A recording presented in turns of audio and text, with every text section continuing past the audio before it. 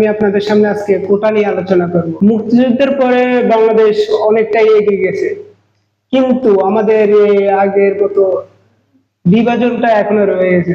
বিভাজনের কারণে এখন বিভিন্ন জায়গায় আমরা যেখানে যাই এই বিভাজনটা এখনো থেকে যায়। তো এই বিভাজনের ভিতরে যেমন একটা কোটা, আপনি চাকরিতে যান সেখানে আপনার কোটা ধরবে, আপনি যদি ভার্সিটিতে ভর্তি হন কোটা ধরবে, বিসিএস পরীক্ষা দেন কোটা ধরবে, সব জায়গায় কোটা কোটা কোটা। সাধারণ মানুষ এই কোটার সুযোগ পাবে না। মুক্তিযুদ্ধের সময় যারা যুদ্ধে অংশগ্রহণ করেছে ওদের ছেলেমেয়েরা বিভিন্ন কোটা পেয়ে থাকে। আপনি বাংলাদেশের যে কোনো চাকরি করতে চান, একদম নিম্ন স্তরের চাকরি থেকে একদম হাই চাকরিতে পর্যন্ত আপনার সব জায়গায় কোটা চলতে থাকবে, যার কারণে সাধারণ জনগণ, সাধারণ শিক্ষার্থীগুলো ওদের নিজের অধিকার খণ্ডিত হচ্ছে। কোটা নাই দেখে কি ওরা চাকরি পাবে না? কোটা নাই দেখে কি ওদের কোনো চাকরি হবে না? ওদের নিজের অধিকার হারাবে কোটা, শুধু কোটা নাই দেখে? এটা মানা যায় না।